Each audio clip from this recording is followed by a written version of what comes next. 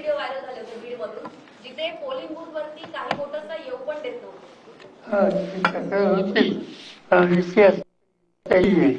आणि घरी क्रमांक असा आहे की आमच्याकडे आणि विशेषतः राहुल गांधींनी जी माहिती दिली त्याच्यामध्ये अनेक घर होती की तिथे क्रमांक, पण त्याच्यापेक्षा झोपडपट्टीमध्ये घर आहे, एक व्यक्तीच्या ठिकाणी असते आणि तिथे 140 लोकांनी म्हणतात त्या घराच्या नावावर केलेले की तिथे एक व्यक्ती आहे. त्याने या सगळ्याचा फरक आम्ही जाणवलं.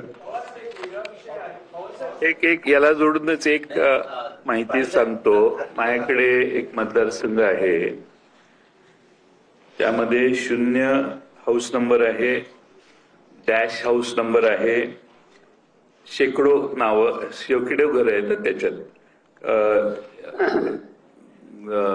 उद्गारवाचक चिन्ह आहे, डॉट आहे, ब्लँक हाऊस नंबर आहेत. असे 30-40 हजार घर आहेत. आणि त्यामुळं एका घरात 188 नावं, 200 नावं. आता 0 आहे ना, 0 हे एक झालं, 00 ही वेगळी कॅटेगरी झाली, 000 ही तिसरीच कॅटेगरी आहे. म्हणजे कारण ते कॉम्प्युटरमध्ये काहीतरी you need to feed something म्हणून डॉट, कॉमा पण आहे. असे उद्योग भरपूर आहेत. आणि आमचे अशोक पवार जे आहेत त्यांनी कलेक्टरना सांगितलेलं निवडणुकीच्या आधी 10 दिवस की माझ्या मतदारसंघात बरीच नावं नोंदवायला चालू आहे आणि ती बोगस आहेत. तर तत्कालीन कलेक्टरनी त्यांना सांगितलं की आता आम्ही काही करू शकत नाही, याला ऑब्जेक्शन घ्यायला तर टाइम पण नाही. म्हणजे कंटिन्युअस मतदार यादीमध्ये माणसांची नावं घुसडण्याची यंत्रणा निवडणूक आयोगानेच केलेली आहे. आता प्रश्न एवढाच आहे, आता 188 मतदान आहे किंवा 164 मतं एका घरात आहेत. आता प्रश्न पुढे असा होईल की 164 मतदारांना माझं आव्हान आहे की आपल्या घरात किती नावं लागलेत हे बघा, नाही तर ती माणसं उद्या तुमच्या घराचा क्लेम करायला लागतील की हे आमचं घर आहे. अधिकची माहिती देतो, हे सगळं सांगितलं जाते ना, हे आता नाही सांगत आम्ही. हे 18 ऑक्टोबर 2024 आम्ही निवडणूक आयोगाला एक पत्र लिहिलं होतं आणि पत्रकार परिषद घेतली होती की तुमचे सर्व्हर मॅनेज केले जात आहेत. जे काँग्रेस किंवा MBA शिवसेनेचे जे मतदार आहेत ते 10,000 हजार मतदार बाहेर फेकले जात आहेत, त्यांच्या जागी नवीन मतदार आणले जात आहेत. हे पत्र आम्ही इलेक्शन कमिशनला 18 ऑक्टोबर 2024 दिलंय की मतदार याद्यांमध्ये घोळ करण्याचा कार्यक्रम सुरू आहे आणि प्रत्येक मतदारसंघामध्ये 10 ते 15 हजार मतदारांमध्ये हे केलं जातंय, जेणेकरून आपल्या उमेदवारांना निवडून आणण्याचं काम सत्ताधारी पक्ष करतोय.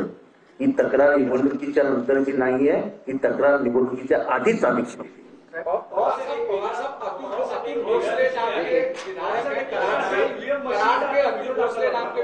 आज उन्होंने दावा किया कि पृथ्वीराज चौहान के परिवार के 15-20 एक्स्ट्रा या डबल नाम के वोटर्स आइडेंटिफाई किए हैं, जिस पर सीएम ने कहा कि अब विपक्ष को इसका जवाब देना चाहिए. ठीक है, देखेंगे 15-20 ये सब कोई नहीं 15-20 वर्ष है. अब 150 के बाद या 80 के बाद अब 15 बाद इसमें फर्क है.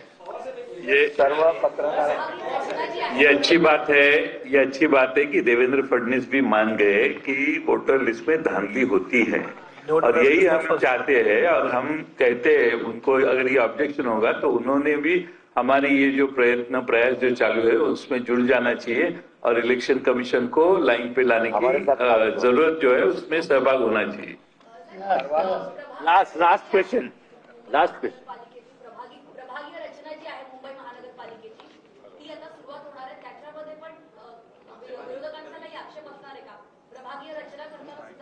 आहे ना.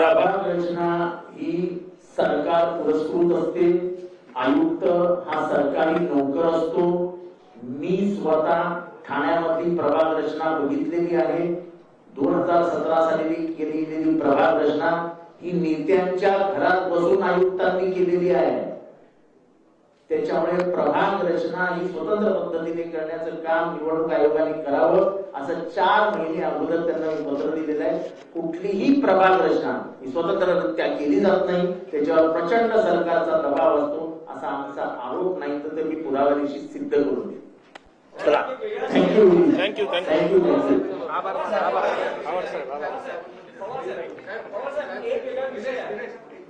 शेवटचा प्रश्न.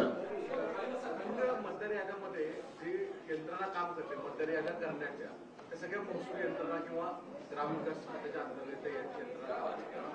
ज्यावेळेस ही नावं दिली जातात, अंतिम यादी पब्लिश केली जाते, त्यानंतर अनेक ठिकाणी म्हणजे आता अशोक पवार साहेब हे जवळपास 3 टर्मपेक्षा जास्त आमदार राहिलेले. अशा वेळेस या गोष्टी त्यावेळेस उपलब्ध झालेल्या नाहीत, कारण की लोकसभेला अनेकांच्या मतदार यादीचा गोंधळ हा प्रचंड होता. त्यावेळेस लोकांनी त्यावेळेस माध्यमांमध्ये मतदाना दिवशी खूप गोंधळ घातला होता. विधानसभेच्या या गोष्टी झाल्या नाहीये, तर ह्या गोष्टीकडे त्याचं स्वरूपात आहे. यामध्ये तुम्हाला माझं उदाहरण देतो. आम्ही ऑब्जेक्शन घेतलं, जिल्हाधिकाऱ्यांनी सांगितलं पण होतं की नावं जी आहेत ती ऍड करा, ही नावं कमी करा, तरी सुद्धा ती नावं घेतली गेली. हे सत्य आहे. त्यामुळे जे आहे तुम्ही सांगताय तसं काही नाही. त्यांनी ती मतदारांमध्ये नावं ठेवली, वाढवली, हे सत्य आता बाहेर येत आहे आणि त्यातूनच निवडणुका निघल्या.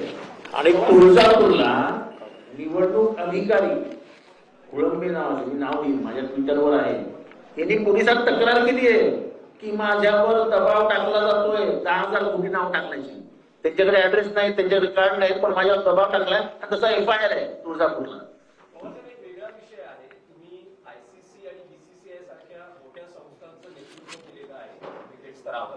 सध्या कालपासून एक कदाचित वाद होण्याची शक्यता आहे. 14 सप्टेंबरला भारत विरुद्ध पाकिस्तान हा सामना आशिया कप मध्ये होतोय.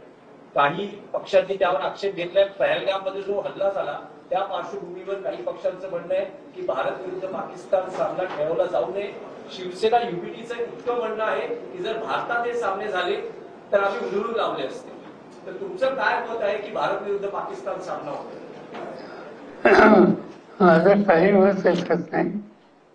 की ज्या दिवशी इथे असं क्रिकेट काउन्सिलचं अध्यक्षपद सोडलं त्या दिवशीपासून क्रिकेट मॅनेजमेंट या संबंधीचा विषय सोडले.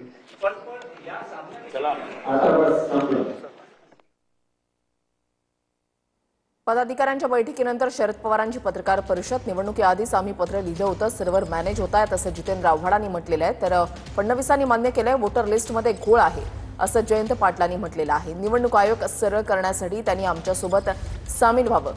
प्रभाग रचना स्वतंत्र होत नाही असं आव्हाडांनी म्हटलेलं आहे.